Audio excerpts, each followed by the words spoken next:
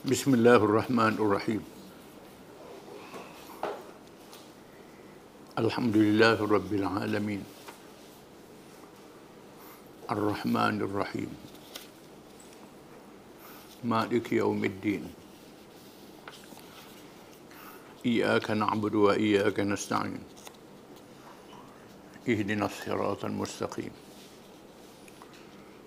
صراط الذين أنعمت عليهم غير المغضوب عليهم ولا الضالين آمين والصلاة والسلام على رسول الله وعلى آله وصحبه ومن تبعه ونصره ووالاه ربنا زدنا علما وارزقنا فهما وحكمة. Perbincangan kita pada hari ini ialah berkenaan dengan ajaran Al-Qadianiyah ataupun Qadiani ataupun Ahmadiyah. Satu ajaran sesat yang dicipta oleh seorang bernama Mirza Ghulam Ahmad Al-Qadiani yang berasal dari Qadian. Qadian ialah salah satu bandar di wilayah Punjab, India. Kalau ajaran Al-Babiyah dan Al-Bahaiyah mendapat sokongan penjajah di Iran untuk merosakkan umat Islam di Iran, dicipta ajaran Bahai. Maka ajaran Qadiani atau Qadianiyah atau Ahmadiyah pula mendapat sokongan penjajah Inggeris di India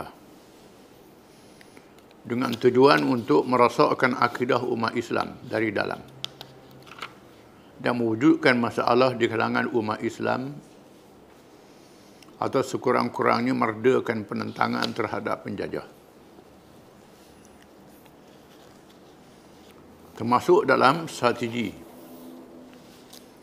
menentang umat Islam daripada dalam. Untuk menyerang Islam bukan sahaja melalui tentera yang datang daripada luar. Yang paling berbahaya ialah serangan pemikiran. Nak memertakkan orang Islam ikut agama lain,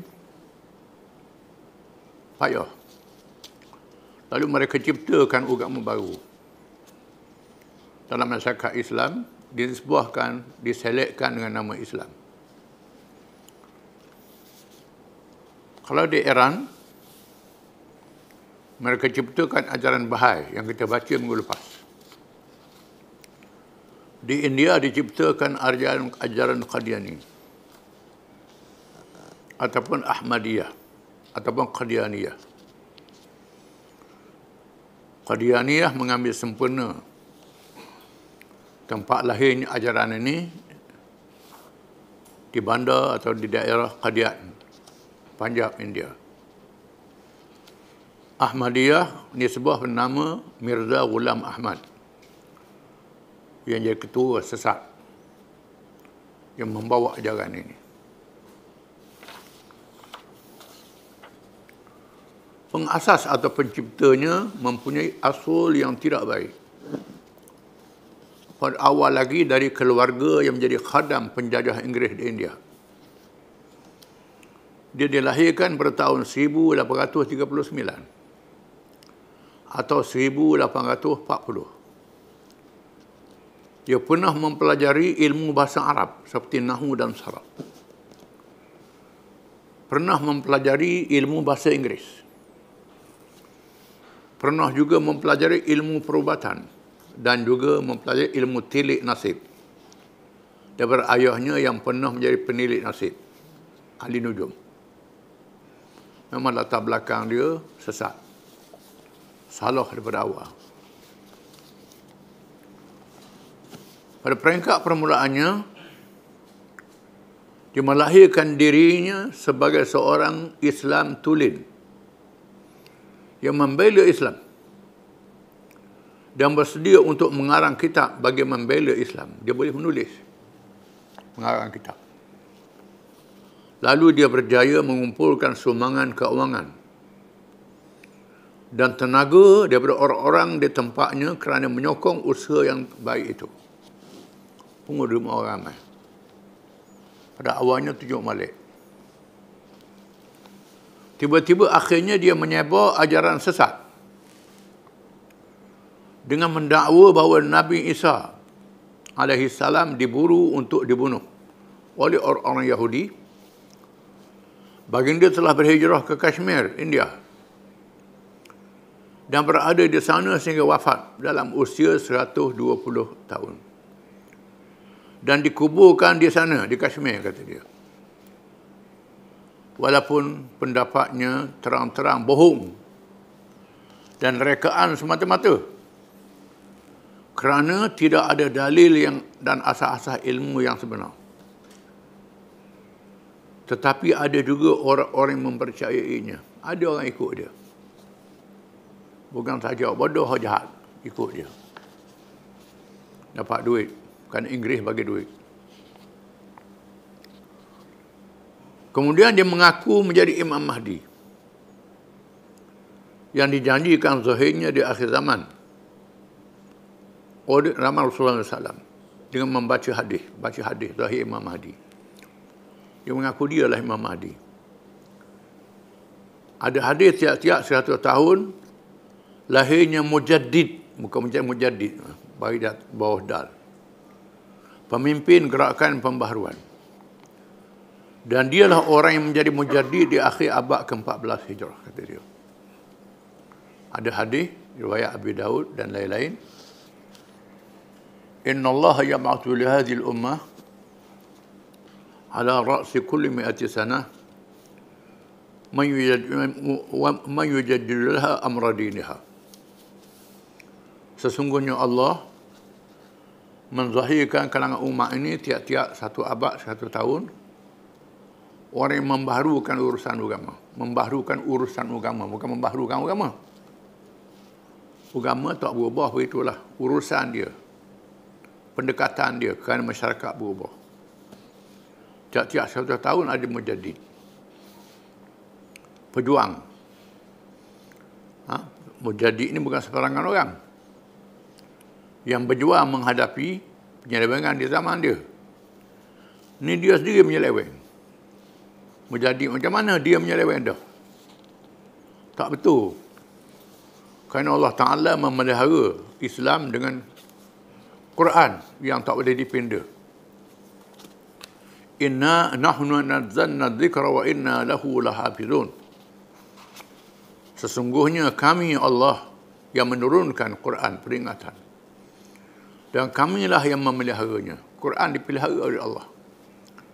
Tidak seperti kitab zaman dulu. Kitab Taurah, Zabur, Injil. Yang tak terpelihara lagi. Quran, kerana dia kitab akhir zaman, Allah Ta'ala pelihara. Tak ada siapa yang boleh selewengkan dia. Kerana kitab Quran ni kitab ilmu yang bermukjizat. Orang tak boleh reka. Itu hebatnya Quran. Dan sebab itu, kalau ada nak seleweng, akan terdedah. Tak boleh lawan kehebatan Quran. Jadi Qadiani terang-terang menyeleweng daripada Quran. Tak betul dengan Quran. Oleh kerana itu, penyelewengan, kesesatan dia terdedah. Setelah berjaya mengumpul pengikut, dia menaikkan tarahnya bahawa ruh Nabi Isa AS menjelma dalam dirinya. Kemudian dia mendakwa ruh Nabi Muhammad SAW menjelma ke dalam dirinya. Maka berkumpullah kedua-dua Nabi ke dalam dirinya. Mula-mula mengaku dia jadi Nabi. Ini roh masuk pula dah. Tak tentu roh, tak tentu hala. Jelas bohongnya, tapi ada orang ikut juga. Kerana dapat upah. Inggeris bagi duit. Kalangan manusia ni ada orang nak cari senang. Tak kira lah sesat pun. Ini jadi punah. Oleh kerana Nabi-Nabi juga mempunyai mukjizat. Maka dia juga ada mukjizat katanya. Kata dia, aku boleh mengadakan 1 juta mukjizat. Tetapi tiada mukjizat yang berlaku, bahkan beberapa ramalannya seperti menentukan mati pada seseorang menentangnya dengan tarikh yang ditetapkan, tetapi tidak berlaku. Orang tunjuk. Dia dinujum, dia dakwa orang ni, syaitan beritahu dia orang akan mati. Orang lawan dia. Lawan orang Allah. Allah dia, baru dia. Lalu dia kata jaga mu akan mati sekarang-sekarang bulan. Syaitan dia beritahu. Tiba-tiba bila berlaku tak mati pun kawan tu, panjang umur mana ada. Tuhan dedahkan.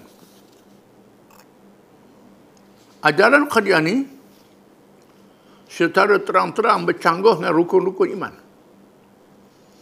Terutamanya rukun beriman kepada Allah, para rasul dan hari kiamat.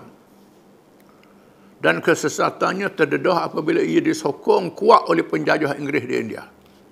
Orang putih sokong. Nyatalah. Di belakang di Inggeris. Sampai sekarang pun, di England dia bebas. Di negeri kita pun ada pusat dia, di Kampung Nakhoda, Kuala Lumpur. Inggeris beri tempat pada dia. Patutnya sudah tiba masanya diharamkan. Kerana mengelirukan nama Islam. Dan Inggeris memberi kebenaran menyebarnya di negeri-negeri umat Islam, termasuk tanah Melayu. Bahkan diberi kepadanya satu kawasan penempatan di India yang mereka namakan Rabwah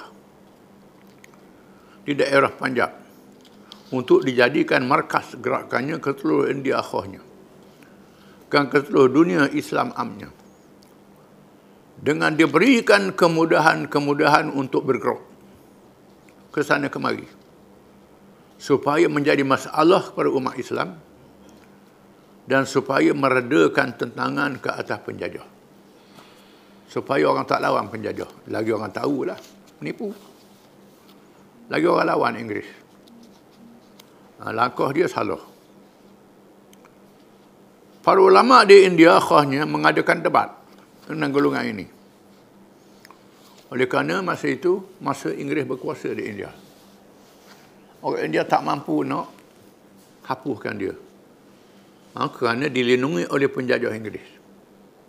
Inggeris jaga dia. Maka ulama mengambil pendekatan berdebat, berbahas. Dan alhamdulillah dapat mengalahkan mereka di semua tempat. Di samping dikarang buku-buku dan risalah berkenaan dengannya untuk menyedarkan umat Islam betapa bahayanya ajaran Qadiani atau Ahmadiyah ini. InsyaAllah kita akan mendedahkan sebahagian dari kesesatannya untuk menjadi peringatan bagi kita dan bahan untuk menentang mereka dan orang-orang yang sepertinya. Kita akan dengar hujah-hujahnya. Malangnya di Indonesia ajaran dia bebas, boleh buat masjid. Banyak di Indonesia kerana perlembagaan Indonesia terlalu longgar. Perkataan agama di Indonesia ni dia iktiraf rasmi semua agama. Semua agama rasmi. Walaupun Indonesia majoriti umat Islam. Menyebabkan Qadiani mendapat perlindungan. Boleh buat masjid merata-rata. Masjid Ahmadiyah dipanggil. Ngelirukan lagi. Di tempat kita ni, di Kampung Nakhoda saja. Tak boleh tapak part lain. British bagi perlindungan. Kerana perlembagaan negeri kita bila sebut agama Islam. Dah ada bidang kuasa negeri. Saya eloknya kita gunakan bidang kuasa ni. Bila dia guna agama, guna nama perkataan agama Islam, kita boleh bertindak. Macam orang kelirukan nama Allah lah. Ini lebih kurang lah. Dia kelirukan dengan nama Ahmad, nama Nabi. Kononnya dia ni serupa dengan Islam juga. Padahal sudah penyeleweng. Banyak kesesatan dia. Di antara kesesatannya ialah yang pertama, dalam perkara ketuhanan, dia telah menyamakan Tuhan dengan makhluknya. Di mana dia menyatakan bahawa Allah itu bersemayam berpuasa, tidur dan jaga, menulis betul dan salah, berjisim dan berjuzuk, bersetubuh dan mempunyai anak dan lain-lain. Wal'iyadzubillah. Allah lindungkan daripada kejahatan kesesatan ini. Itu sesak yang pertama. Sesak kerana beriman kepada Allah. Allah ni laisa kamitslihi syai', tidak ada sepertinya sesuatu pun. Qul huwallahu ahad, Allahus samad, lam yalid wa lam yulad wa lam yakul lahu kufuwan ahad. Katakanlah Allah itu satu saja. Allah menjadi tumpuan segala doa, harapan, ibadat pada Allah saja, tak boleh pada yang lain. Lam yalid, tidak beranak, wa lam yulad, tidak diperanakan. Wa lam yakul lahu kufuwan ahad, dan tak ada sesuatu pun yang sama dengan Allah. Jelas dalam surah yang pendek saja. Yang kedua, dalam perkara kenabian, mereka menafikan bahawa Rasulullah SAW itu adalah penyudah nabi-nabi dan rasul-rasul. Bahkan menurut kata mereka, nabi itu sentiasa ada, termasuklah penipu besar Ghulam Ahmad Al-Qadiani. Dan ada lagi rasul selepasnya. Padahal Allah SWT menegahkan dalam Quran Al-Karim, "Ma kana Muhammadun aba ahadin min rijalikum, walakin Rasulullah wa khataman nabiyyin, wa kana Allah bi kulli syai'in alima." Surah Al-Ahzab ayat 40. Artinya Muhammad itu bukanlah bapa dari seorang lelaki di antara kamu, tetapi dia adalah Rasulullah dan penutup nabi-nabi, dan adalah Allah itu maha mengetahui segala sesuatu. Allah Ta'ala isytiharkan Nabi Muhammad ni penutup nabi-nabi.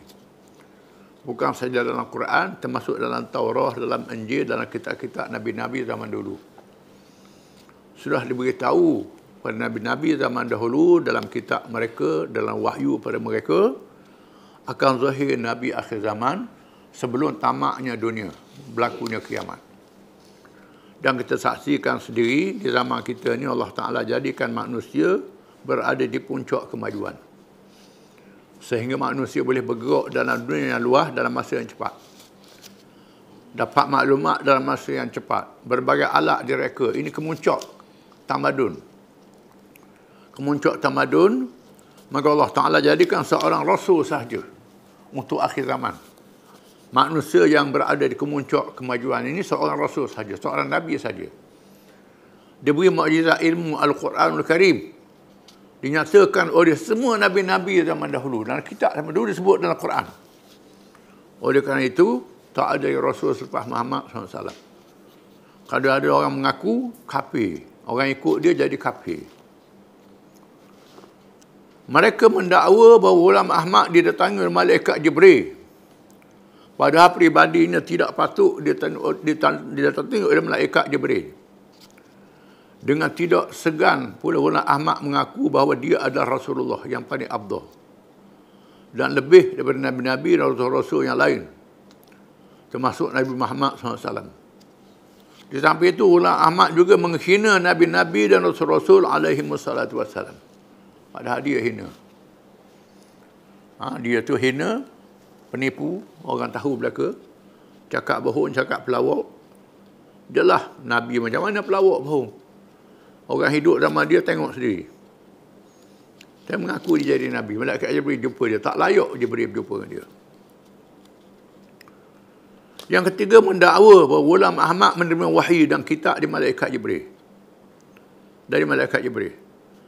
Di mana kitab itu dinamakan Al-Kitabul Mubin. Nama kitab bukan main sedap. Padahal kitab itu penuh dengan kebodohan dan susunan ayat yang lentang pukang. Ayat pun tak betul. Salah dari segi nahwu bahasa Arab. Salah kitab-kitab dia ni. Tak betul. Mukjizat macam mana? Ghulam Ahmad memberitahu malaikat datang menemuinya dengan rupa seorang pemuda Inggeris. Macam muka orang putih malaikat mari. Jelaslah dia ni mengaku pada Inggeris. Yang keempat, penganut Qadiani mendakwa bahawa daerah Qadian itu tempat lahir Ghulam Ahmad adalah tanah suci yang lebih mulia daripada Makkah dan Madinah. kedudukan seperti tanah haram yang perlu dilakukan ibadat-ibadat menghormatinya. Ini lagi menipu. Yang kelima, yang dikatakan haji menurut pegangan mereka ialah berhimpun di bandar Qadian. Itu haji, kata dia. Yang keenam, membatalkan jihad. Tak boleh berjihad. Kena tunduk. Tak boleh lawan orang putih. Orang putih buat mana pun, tipu ke, rapat harta negeri ke, tak boleh.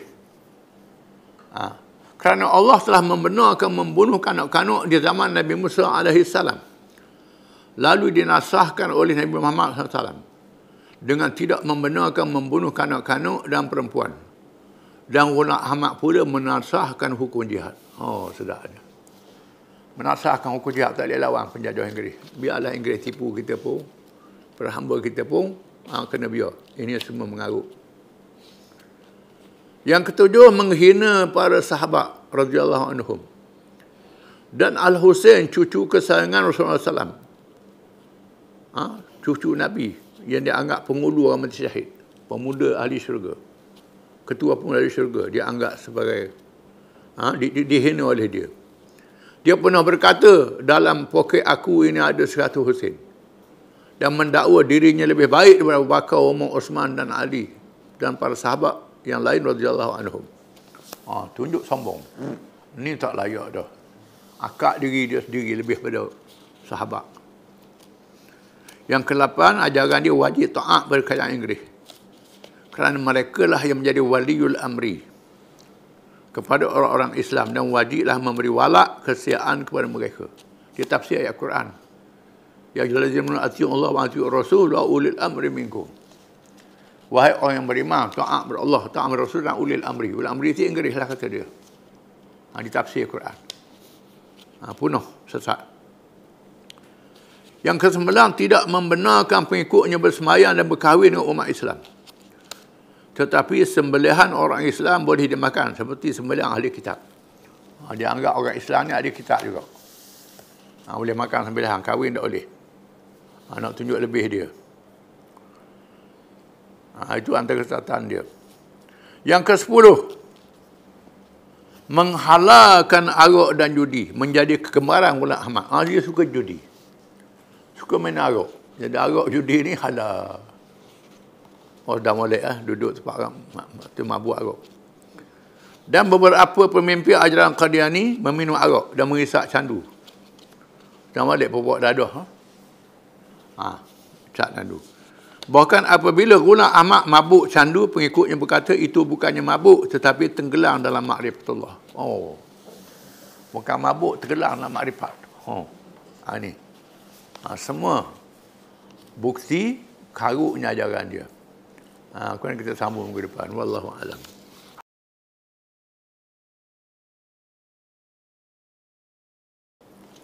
Bismillahirrahmanirrahim. Bertolak pulang. Setelah berada di Tabuk selama lebih daripada 10 hari. Dalam keadaan menunaikan solat musafir secara jamak dan qasar. Seterusnya Rasulullah SAW bermesyuarat dengan para sahabat untuk langkah selanjutnya. Abu Umar bin Al-Khattab radhiyallahu anhu memberi pendapat bahawa kemenangan telah dicapai tanpa pertempuran. Kalau diteruskan, maka kesannya tidak sebesar ini, kerana tiada penganut Islam dalam kalangan Rum Timur. Dan perjuangan boleh dilangsungkan semula dengan suatu perancangan yang lain. Dan pertolongan Allah pasti berlaku. Akhirnya dia buat keputusan bertolak pulang ke Madinah. Nabi duduk di Tabuk lebih pada 10 hari dalam keadaan sembahyang jamak dan qasar. Di sini pendapat mazhab Syafi'i mengatakan jamak qasar ni 4 hari je. 3 hari duduk tepat, hari Sabtu, hari bertadak. Ini qaul dhaif. Pendapat dhaif. Hadis riwayat Abu Dawud. Hadis ni dhaif. Kerana mazhab Syafi'i dia ambil basi, ihtiyat. Ambil pendek. Kalau baca hadis yang sahih, kita dapati riwayat Bukhari dan Muslim, adik yang sahih selepas Al-Quranul Karim, mengatakan Nabi duduk di Tabuk lebih pada 10 hari. Duduk di Mekah 18 hari. Ada riwayat kata 19 hari. Nabi jamak khasar sembahyang. Dengan sebab itu, pendapat yang lebih kuat ialah bukannya 4 hari kata mazhab Syafi'i. Dengan mana sampai belah-belah hari. Bahkan ada ulama mengatakan belah hari ini kebetulan. Selagi tak habis urusan musafir, urusan kita bukan nak mukim di situ. Boleh jamak khasar sembahyang. Ulama mengatakan begitu. Ini mengikut maqasidus syariah. Kerana maqasid syariah ialah sembahyang musafir ni kerana masyaqqah orang musafir. Dan boleh jamak masyaqqah dia. Ini pendapat yang lebih kuat, berpandu pada hadis-hadis yang sahih. Kita kena sedar bahawa pendapat fiqh ni kita tengok hadis-hadis yang sahih. Mazhab ni kadang-kadang dikumpulkan berdasarkan kepada hadis yang sampai pada masa dia hidup. Pada masa dia hidup. Imam mazhab ni duduk di tempat yang terhad. Imam Syafi'i duduk di Hijaz, berhijrah ke Mesir. Imam Abu Hanifah duduk di Iraq. Ahmad bin Hanbal duduk di Syam. Imam Malik duduk di Madinah. Begitulah imam-imam ni. Sahabat Nabi duduk berselera di seluruh pelosok. Ada sahabat terima daripada Nabi ni, terima daripada Nabi ini riwayatnya. Jadi mereka berpandukan pada riwayat yang mereka terima di tempat mereka. Imam Syafi'i sendiri banyak ijtihad dia. Ijtihad yang tak ada nah yang qat'i. Ada qaul qadim dan ada qaul jadid. Qaul qadim masih Imam Syafi'i duduk di Hijaz. Qaul jadid masih duduk di Madinah. Duduk di Mesir. Lain. Kerana ada penemuan baru. Ini kita kena sedar. Jangan kita ta'assub dalam masalah mazhab ni. Tengok hujah-hujah dia dan tengok kemunasabahan. Kena kaji, kena tahqiq mazhab ini. Sekarang ni mudah untuk mentahqiqkan kitab-kitab. Zaman dulu payah nak tahqiq. Banyak kita ni mengaji satu kitab saja, tak mengaji banyak kitab. Sekarang ni sudah banyak kitab-kitab dicetak. Kita boleh rujuk balik. Tengok riwayat dia, tengok asanid dia, tengok hujah-hujah dia. Ini bukan kaum tua, kaum muda, ini kaum tua yang sebenarnya. Kaum zaman Nabi, zaman sahabat, zaman tabi'in. Inilah pendekatannya. Kaum kata tua-tua tu pasal ikut satu ini bukan tua ni, kaum hak kediang. Zaman awal Islam tidak begitu. Ini kena faham. Jangan kita ta'assub. Dalam perjalanan pulang mereka terpaksa pula. Kemudian yang keduanya, Nabi bermesyuarat. Umar bin Khattab berpendapat, ya Rasulullah, tak ada guna duduk lama sini. Duduk tunggu je, buat habis berah. Buat habis makanan je, lama sini. Lebih baik kita balik, lakukan operasi lain, gerakan lain, berdakwah lain. Jangan duduk tunggu sini. Rom sudah berundur. Maka Nabi ikut pendapat ni. Akhirnya buat keputusan, bertolak balik ke Madinah. Dalam perjalanan pulang, mereka terpaksa pula menghadapi perjalanan jauh yang sangat mencabar. Dan menguji kekuatan iman. Sekali lagi kena uji pula, jauh perjalanan. Masa nak mari sudah diuji, nak balik diuji pula. Berlaku lagi peristiwa-peristiwa iman yang menarik. Gangguan golongan munafikin yang ingin menggugat keimanan orang-orang yang beriman. Kesemuanya gagal. Bahkan Allah mendedahkan kejahatan mereka kepada Rasulullah SAW. Orang munafik meniupkan da'ayah-da'ayah melemahkan semangat orang Islam. Turunnya ayat-ayat mendedahkan kejahatan mereka.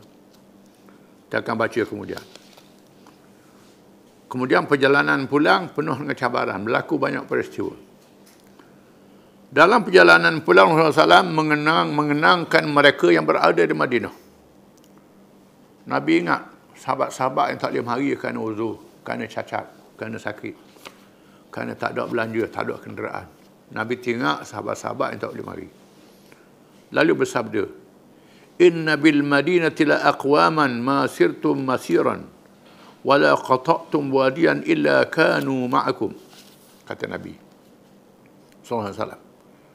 Sesungguhnya di Madinah ada golongan-golongan yang di mana sahaja kamu berada, dalam perjalanan jalan yang kamu lalui, lembah yang kamu lintasi, mereka sentiasa bersama kamu. Di sana ada sahabat-sahabat kita di Madinah yang tak sama kita, tetapi hati mereka dan doa mereka bersama dengan kita. Para sahabat bertanya, "Ya Rasulullah, wahum bil Madinah." Mereka bertanya, "Ya Rasulullah, adakah mereka berada di Madinah?" Sabda Rasulullah sallallahu alaihi wasallam, "Na'am, habasahumul udru." Ya, mereka dihalang oleh keuzuran. Ya, mereka duduk di Madinah dihalang oleh keuzuran, sama ada alat kelengkapan ataupun tubuh badan, sakit, tua dan sebagainya. Menunjukkan bahawa orang yang beriman tidak mampu ke medan jihad kerana keuzuran. Dikurniakan kepada mereka pahala niat yang ikhlas bersama perjuangan, walaupun mereka tidak terlibat secara langsung, tetapi hati mereka bersama para mujahidin, diiringi dengan doa dan simpati yang ikhlas. Allah Ta'ala lebih pahala pada mereka yang bersimpati, yang uzur dengan mereka berjihad ini. Dia beri pahala niat, pahala doa terhadap orang yang berjihad. Kemudian belayan kasih, satu kisah yang sedih dan menarik. Abdullah bin Mas'ud radhiyallahu meriwayatkan bahawa dalam perjalanan pulang di waktu malam, ketika berhenti di satu tempat, tiba-tiba kelihatan cahaya api. Apabila aku mendekatinya, didapati Rasulullah SAW bersama Abu Bakar dan Umar radhiyallahu anhu sedang mengendalikan mayat seorang sahabat bernama Abdullah Dzul Bijadain radhiyallahu anhu yang telah mati sakit demam. Kata Nabi Mas'ud, dalam perjalanan singgah tempat aku nampak cerah, aku berita di khemah.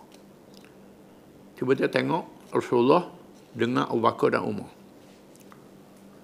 mengendalikan mayat seorang sahabat yang sudah mati dalam perjalanan. Abdullah Dzul Bijadain mati demam. Setelah mayatnya diletak dan diiringi dalam liang lahat, Rasulullah berdoa, Allahumma qad amsaitu radiyan anhu farda anni. Ya Allah Tuhanku, sesungguhnya aku berada di malam ini bersamanya dalam keadaan meredainya, maka kurniakan kepadamu, kurnia kerataanmu kepadanya, wahai Allah. Nabi doa masa berdoa di al-had. Satunya Abdullah bin Mas'ud yang menegaskan, aku berharap bahawa akulah orang yang berada dalam lubang kubur itu yang mendapat fadilah doa Rasulullah SAW. Dan doa Nabi ini dimakbul. Dia Mas'ud kata, akulah sepatutnya. Aku nak macam tu. Nabi doa mari aku mati.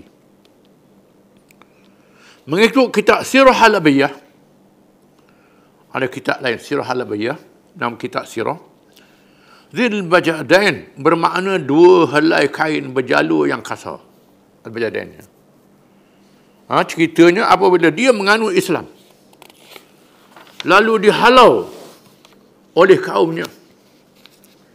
Bila dia masuk Islam, kaum dia halau, dia hambak dia. Pada masa itu dia mempunyai dua helai kain. Dua helai kain dia. Lalu dirampas salah satu daripadanya. Mengikut kitab Sirah Ibn Hisham pula, dia mempunyai sehelai kain ketika menyertai peperangan Tabuk. Kisah lain pula, dia ada sehelai kain pada peperangan Tabuk. Lalu dikoyak dua. Satu digunakan untuk kain bawah dan satu lagi digunakan untuk selendang membalut tubuh. Meskinya dia ni. Dia datang menghadap Rasulullah SAW menyertai peperangan Tabuk dan meminta supaya didoakan mati syahid. Dia minta Nabi doa dia mati syahid. Dia Rasulullah SAW meminta kulit kayu. Nabi minta kulit kayu. Dan dibalut pada lengannya. Kulit kayu, kulit yang boleh dibuat balut. Lalu berdoa, Nabi doa, Allahumma harim damahu 'alal kufar. Nabi balut lengan dia dengan kulit kayu. Kalau kita ni macam kulit kerak, kulit terak atau kulit yang boleh dibuat pakaian. Kulit yang lembut. Nabi balut lengan dia, Nabi doa, Allahumma harim damahu 'alal kufar. Ya Allah Tuhanku, haramkan darahnya kepada orang kafir. Nabi doa begitu. Dia berkata, lalu dia kata, Ya Rasulullah, laisa hadha ma aradtu. Ya Rasulullah, bukan ini yang saya kehendaki. Bukan saya nak ni Rasulullah. Sabda Rasulullah, innaka idzan akhadatka al-humma faqatalatka fa anta syahid. Kata Nabi. Sesungguhnya engkau didampingi demam, lalu demam itu membunuhmu dan engkau mati syahid, kata Nabi. Nabi sebut, ini mukjizat Nabi. Dia mati demam, bukan mati terbunuh. Demam dalam perjalanan jihad fisabilillah. Peristiwa ini menunjukkan betapa kasihnya Rasulullah kepada sahabatnya. Sehingga meruh sendiri jenazahnya. Dan menunjukkan bahawa orang mati di medan perang walaupun tanpa dibunuh senjata, maka hukumnya mati syahid. Dan mendapat fadilatnya. Orang mati di medan perang, walaupun dia mati sakit, hukumnya mati syahid. Dapat fadilat. Dapat kelebihan. Macam Ummu Hiram yang kubur dia Pulau Cyprus. Kisah dia dalam buku, dalam kisah Sayyidina Uthman, zaman Sayyidina Uthman Affan. Kalau baca kisah Uthman Affan, bertemu Ummu Hiram ni, satu riwayat Nabi tidur di rumah dia. Tidur tengah hari. Rehat di rumah dia. Nabi terkejut dan Nabi suka. Dia tanya Rasulullah, suka apa? Dia ni seorang yang dekat dengan Nabi. Suami dia dekat dengan Nabi. Suka apa? Nabi kata, aku ditunjuk oleh Allah. Umat aku berperang duduk atas kapal laut. Kemudian Nabi, Ya Rasulullah, dan umat saya ikut sama. Nabi kata, mu akan menyertai mereka. Kemudian Nabi lelak pula, Nabi suka pula. Rasulullah suka apa? Dia kata, Rasulullah kata, aku tengok umat aku dapat kelebihan dalam syurga. Dia berjihad dalam laut, atas kapal. Rasulullah doa supaya saya masuk sama. Nabi kata, aku doa masuk sama. Diriwayatkan Ummu Hiram ni menyertai tentera laut zaman Sayyidina Uthman. Ikut suami dia ke Cyprus. Dia naik atas kenderaan, jatuh. Dan mati jatuh kenderaan dalam perjalanan. Dapat doa, Nabi dia mati syahid. Dan kubur dia di Cyprus. Begitu juga orang berniat untuk mati syahid dikurniakan kelebihannya. Walaupun mati di atas hamparan. Dia niat nak mati kerana menegakkan Islam, mati atas hamparan. Kerana sabda Rasulullah SAW, Man sa'alallaha ta'ala syahadata bisidqin, ballaghahu Allah manazil syuhada wa imma ta'ala firashi.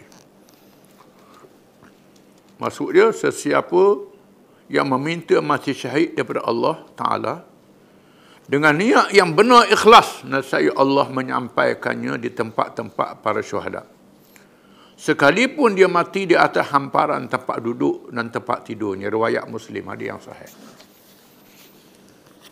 Dan diriwayatkan Khalid bin Walid radhiyallahu anhu, yang disebut pedang Allah dan pedang Rasulnya, yang banyak memimpin operasi ketenteraan Islam, yang paling berjaya dalam sejarah Islam. Paling berjaya dalam sejarah Islam. Keseluruhan peperangan yang dia memimpin mendapat kemenangan. Puluh-puluh mereka ratus peperangan. Zaman Nabi, zaman Bakar, zaman Sayyidina Umar radhiyallahu anhu. tiba-tiba Khalid bin Walid ni mati di atas hamparan. Masa dia sakit nak mati, dia menangis. Lalu orang tanya, wahai Khalid, mengapa awak menangis? Tidakkah awak berjihad dengan Nabi, dengan Abu Bakar, dengan Umar masa yang panjang? Khalid kata, aku berjihad. Zaman Nabi, zaman Abu Bakar, zaman Sayyidina Umar, aku mengharapkan aku mati di medan perang. Bukan mati di atas hamparan. Hinanya mati aku ni macam mati kambing, kata dia. Tubuh dia penuh dengan parut luka. Tapi Tuhan tak janji dia mati di medan perang. Ini menunjukkan keikhlasan dia kerana Allah Ta'ala. Hadis ni menegaskan orang yang ikhlas niatnya kerana nak menegakkan Islam, sampai mati, dia beri kelebihan syahid walaupun dia mati di atas hamparan dia. Wallahu a'lam.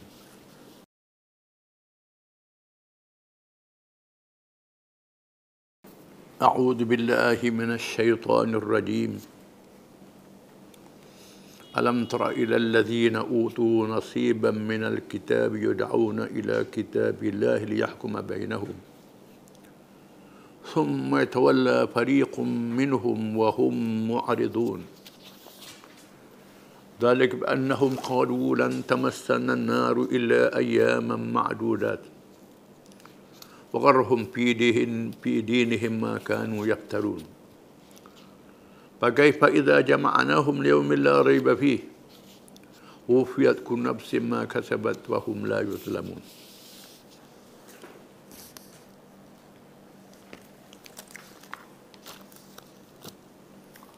Maksudnya,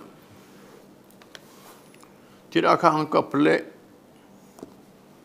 memikirkan wahai Muhammad sallallahu alaihi wasallam terhadap sikap orang-orang yang telah diberikan sebahagian dari kitab, yakni Taurat. Mereka diseru pada kitab Allah supaya kitab itu dijadikan hakim mengenai perkara yang timbul di antara mereka. Alih-alih satu puak dari mereka berpaling engkar sambil menolak seruan dan hukum kitab Allah itu. Yang demikian ialah disebabkan mereka mendakwa dengan berkata, kami tidak sekali-kali akan disentuh oleh api neraka, melainkan beberapa hari sahaja yang boleh dihitung. Mereka sebenarnya telah diperdayakan dalam agama mereka oleh dakwan-dakwan dusta yang mereka telah ada-adakan. Oleh itu, bagaimana pula hal keadaan mereka ketika kami himpunkan mereka pada hari kiamat kelak, yang tidak ada syak padanya, dan pada hari itu juga disempurnakan pada tiap-tiap seorang balasan apa yang telah diusahakan, sedang mereka masing-masing tidak akan diunyanya sekali-kali.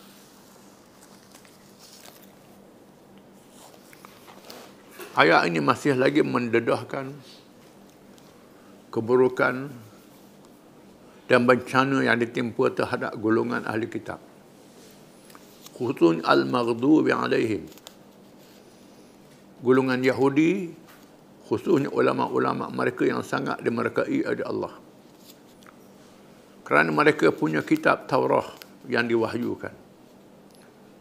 Termasuk juga padri Kristian, sama saja, yang baca kitab Allah tapi tak ikut kitab Allah. Bahkan termasuk juga ulama-ulama Islam yang baca Quran, tak ikut kitab Allah Quran. Terima nasib yang sama.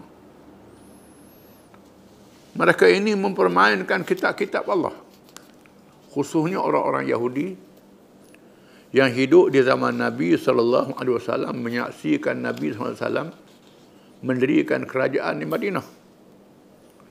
Mereka melihat syariat Allah dilaksanakan, hukum Allah diamalkan. Mereka menyaksikan tanda-tanda yang ada pada tubuh Nabi SAW itu seorang Rasul yang benar. Seperti dijanjikan dalam kitab mereka, diberitahu oleh ulama-ulama mereka. Bahkan orang Madinah, Aus dan Khazraj yang masuk Islam, diberi gelangan Ansar, mendapat berita awal daripada orang Yahudi tentang zahir Nabi akhir zaman. Mengaji dengan orang Yahudi di Madinah. Bila orang Ansar pergi ke Mekah, menunaikan haji mengikut adat zaman jahiliah, menghiraukan syariat Nabi Ibrahim AS walaupun mereka dalam jahiliah. Bila bertemu dengan Nabi, Nabi ajak masuk Islam. Mereka dapati tanda-tanda serupa dengan diberitahu oleh orang Yahudi, menyebabkan Aus dan Khazraj masuk Islam. Tetapi orang Yahudi yang beritahu itu tak masuk Islam, hanya segelintir saja masuk Islam.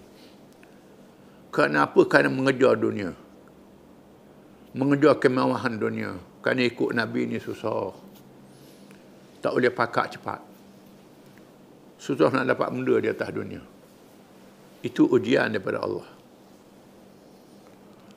Kemudian Allah Ta'ala buktikan hukum-hukum yang ada dalam Quran sama yang ada dalam Taurah, antara hukum jinayah, hukum hudud.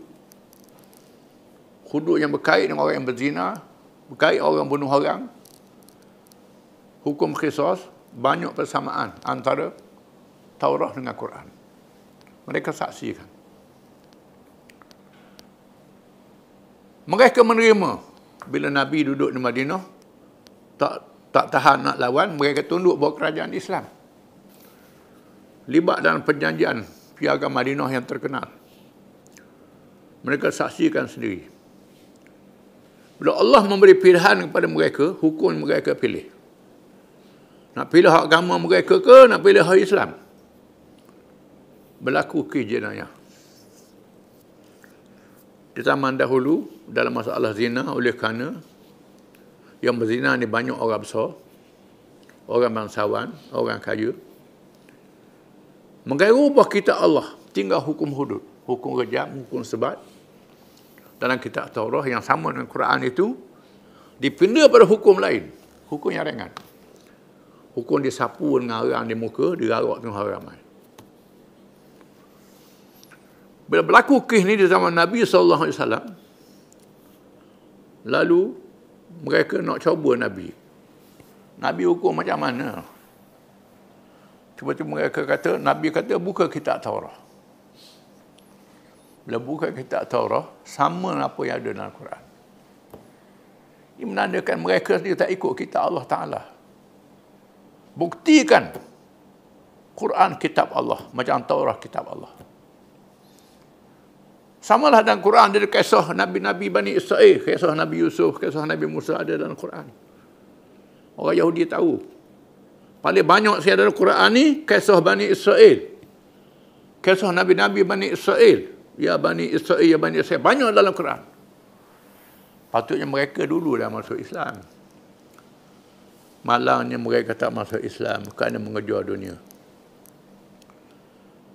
Mereka jahat membunuh Nabi-Nabi alaihimussalatu wassalam. Kita baca ayat minggu lepas. Membunuh ulama-ulama yang menasihati dan membetulkan mereka. Ulama-ulama dibunuhnya. Tuhan berfirman, Alam ta'alladzina utu nasiban minal kitab yud'auna ila kitabil liyahkuma bainahum summa tawalla fariqum minhum wa hum mu'ridun. Adakah kamu tidak merasa hairan, wahai Muhammad SAW, bila kamu melihat satu golongan yang ramai di kalangan ahli kitab yang telah memberi kepada mereka kitab Allah, diajak pada kitab Allah, kitab yang sama, supaya menghukum di kalangan mereka dengan hukum Allah Ta'ala, ikut Nabi Muhammad SAW. Macam mereka pernah ikut Nabi Musa dahulu, Nabi-Nabi Bani Israel, ikut Nabi Muhammad pula. Ikut hukum-hukum dia. Hukum yang dibawa adalah hukum Allah. Summa tawalla fariqum minhum wa hum mu'ridun. Kemudian sebahagian daripada mereka berpaling, tak mau ikut, melawan hukum Allah Ta'ala. Pindah hukum Allah Ta'ala, buat hukum lain. Begitulah juga kalau kita orang Islam ni ikut perangai macam orang Yahudi juga. Ada hukum Allah dalam Quran, pakai hukum lain, menganggap hukum sama ada hukum politik, ekonomi, sosial dan sebagainya yang sudah ada dalam Quran, pilih hukum lain. Guna akal. Ada petunjuk Allah Ta'ala, buat petunjuk sendiri. Jawab dia sesatlah. Terima bencana dunia dan akhirat. Akan punah ganah. Allah Ta'ala sangat murka. Apa lagi dia dedahkan pula, zalika bi'annahum qalu lan tamassana naru ila ayyaman ma'dudat. Disebabkan juga mereka berkata, kita tidak disentuh oleh api neraka melainkan beberapa hari sahaja. Mempermain-mainkan ayat Allah Ta'ala. Kalau masuk neraka pun sekejap je kata dia, 40 hari je. Iaitulah masa mereka menyembah lembu di zaman Nabi Musa AS. 40 hari Tuhan hukum mereka. Hukum pun berat. Mereka diperintah bunuh sama sendiri. Sangat berat. Itu hukum dunia, belum hukum akhirat. Allah Ta'ala ampun setelah mereka bunuh sama sendiri. Hukuman daripada Allah. Ini cerita lain pula. Ini bukan cerita dunia, ini cerita akhirat. Cerita akhirat jawab dia neraka. Selama-lama dalam neraka kalau kafir. Mereka berkata, kita masuk neraka beberapa hari sahaja. Wagharrahum fi dinihim ma kanu yaftarun. Mereka godakan diri mereka sendiri dengan menggunakan agama. Apa yang mereka ada-adakan secara bohong, secara dusta. Mereka buat bohong, buat dusta, menimpa diri mereka sendiri. Tuhan bertanya, fakaifa idza jama'nahum liyaumin la raiba fih? Bagaimana keadaan mereka pada hari kami himpunkan mereka pada mahsyar pada hari kiamat? Hari yang tidak syak lagi berlakunya. Hari akhirat. Dihidupkan semula manusia. Dibicarakan di hadapan Allah.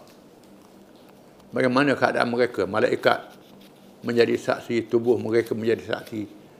Dia dedahkan kejahatan hati dan jasad amalan. Dedah di Allah. Wufiyat kun nafsim ma kasabat wa hum la yuzlamun. Ditunaikan kepada tiap-tiap diri akan apa yang diusahakan.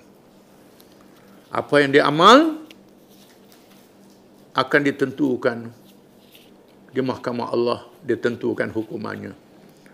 Wahum la yuzlamun, dalam keadaan mereka tidak dizalimi walaupun sedikit. Hukum yang setempal. Allah Ta'ala sudah janji kalau buat amal kebajikan ada ganda berlipat kali ganda. Kalau buat jahat, Allah Ta'ala beri peluang untuk bertaubat. Kalau bertaubat, jawab dia dalam neraka. Kalau kafir, terus dalam neraka. Itu janji Allah Ta'ala. Allah Ta'ala sudah beritahu di alam dunia ni, dalam keadaan mereka tidak dizalimi walaupun sedikit. Fikir-fikirlah apa nasib mereka dalam masa itu. Wallahu a'lam.